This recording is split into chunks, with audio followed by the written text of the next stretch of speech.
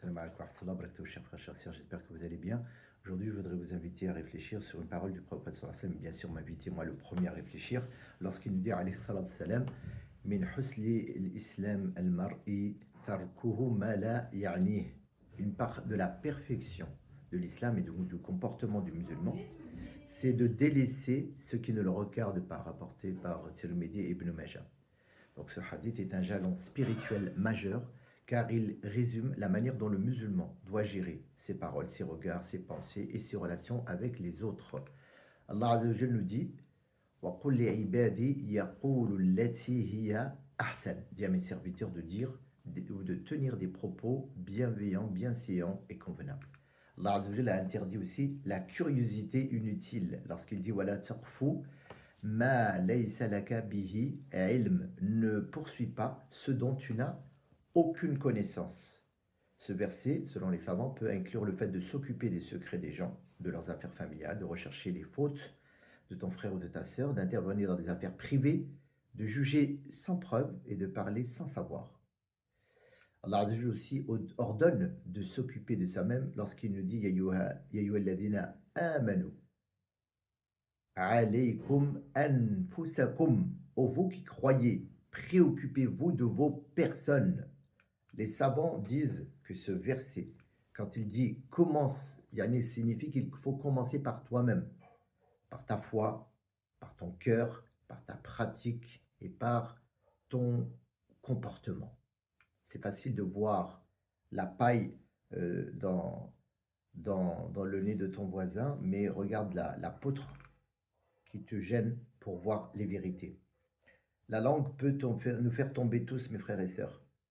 وَهَلْ يَكُبُ النَّاسِ فِي النَّارِ عَلَى وُجُوهِهِمْ إِلَّا حَصَائِدِ أَلْسِنَتِهِمْ. Les gens seront jetés dans l'enfer sur leur visage à cause de la récolte de leur mauvaise langue.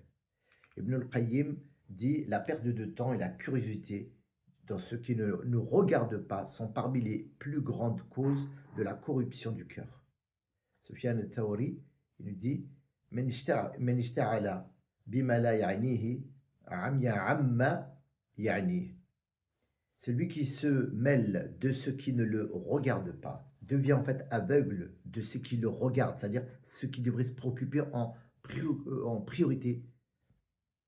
Pourquoi l'islam il insiste sur ce principe? Première chose, c'est pour préserver l'honneur des musulmans. Parce que chaque chose que tu ne dois pas toucher, parmi celles-ci, l'honneur de ton frère ou de ta sœur, notamment à travers le fond du jugement, la mauvaise conjecture et la médisance.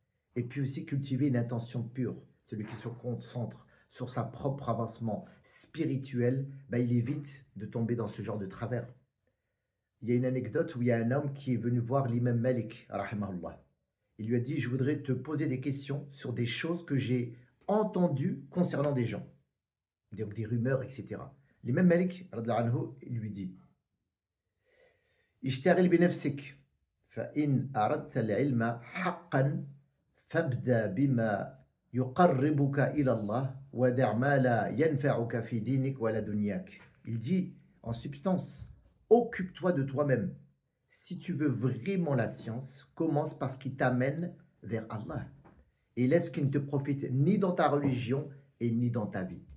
Une autre anecdote, le prophète alayhi salam, un jour un homme il est venu demander au prophète sallallahu alayhi wa sallam quel est le meilleur islam. Et le prophète sallallahu alayhi wa sallam a répondu An tut'im at-ta'am wa tuqri as-salam wa tada'a ma la yu'nik. Que tu donnes à manger, donc on nécessite, que tu répands de la paix et de salutation et que tu délaisses ce qui ne te regarde pas.